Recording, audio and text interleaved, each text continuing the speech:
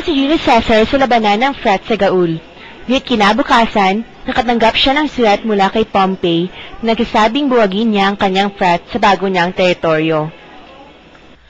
Ngunit hindi siya sumunod kay Pompey, at ito ang nagbunsod sa kanya na sabihin ng mga katagang, Die is cast. Kinabukasan, Ano gusto mo iparating sa sulat mo? Hindi ka malapat dapat sa langit.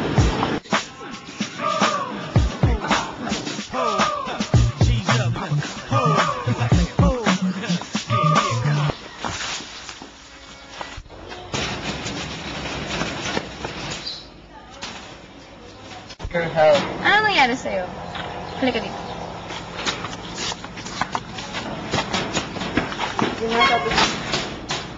Here we go, put the hands for the lady, lady. Here we go, here we go, let's go, let's go.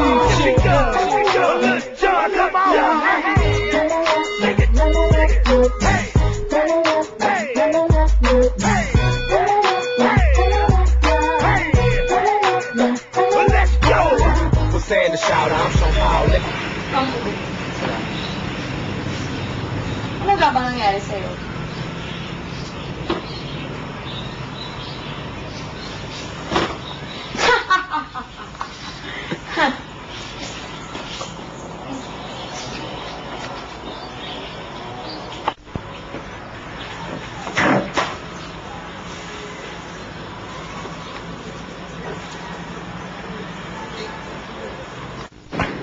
Tolemia!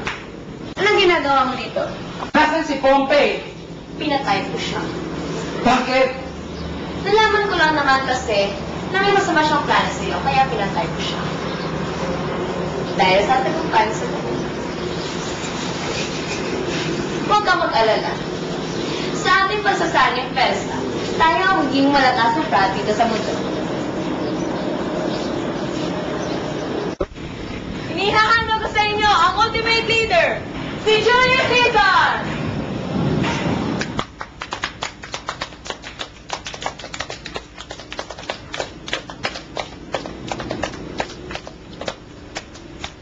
Mag-cap na tayo. Charmy? Ano kaya gagawin ko para pagpatawad ko ng Ate Tolemia ko? Iniwan na kami ng mga magulang namin para magkaisa kami pero ngayon nagkawatak-watak naman. Sa tingin ko, kailangan mo maging matapang. Pinalayas ka siguro dahil naging duwag ka.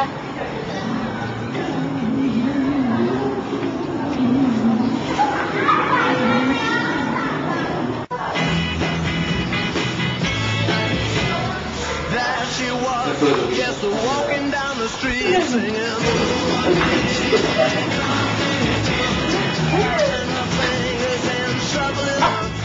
Bakit ka dito? She looked good.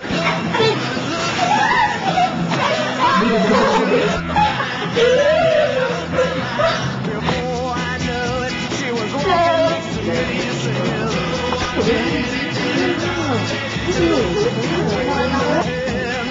Ano talaga yun? Oo. Siya ang mga tayo kapatid.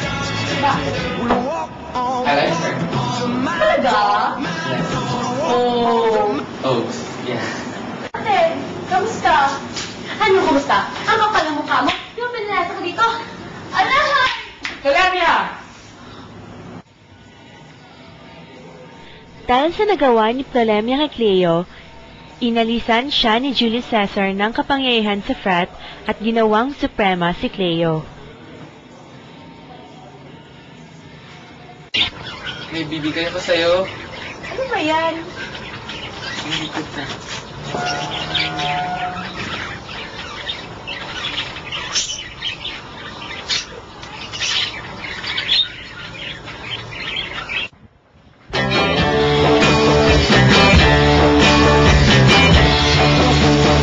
Oh yeah, I'll tell you something. I think you'll understand when I say that something.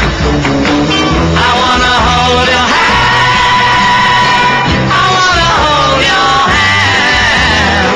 I wanna hold your hand.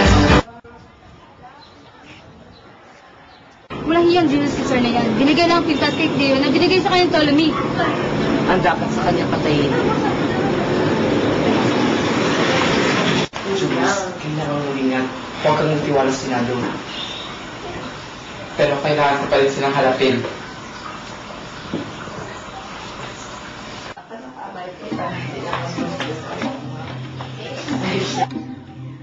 Hindi kinaya ni Clea ang mga biglaang pagsubok. Mahirap harapin ang isang katotohanan ng nagsasaad ng masakit na pagkamatay ng iyong minamahal. Halos hindi na nga siya mabubuhay. Ngunit hindi niya yung inakalang ito lang pala ang simula ng isa na namang pagsubok, paghinagpis at pagmamahal.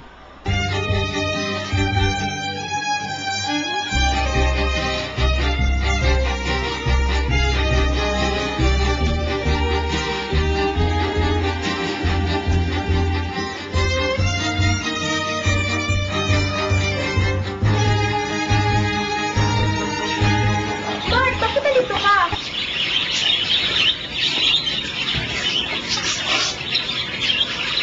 Leo, pinagsamit ka mo rin. Parang may mali eh. Ang bumulis papunta ko dito. Leo, gusto kita. Handa ako sumabisin habang buhay.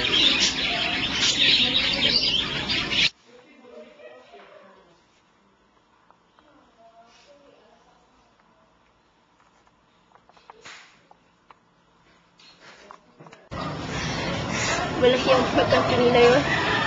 Nagpatang sa ibang babae. Gusto mo ko siya kay Tapius.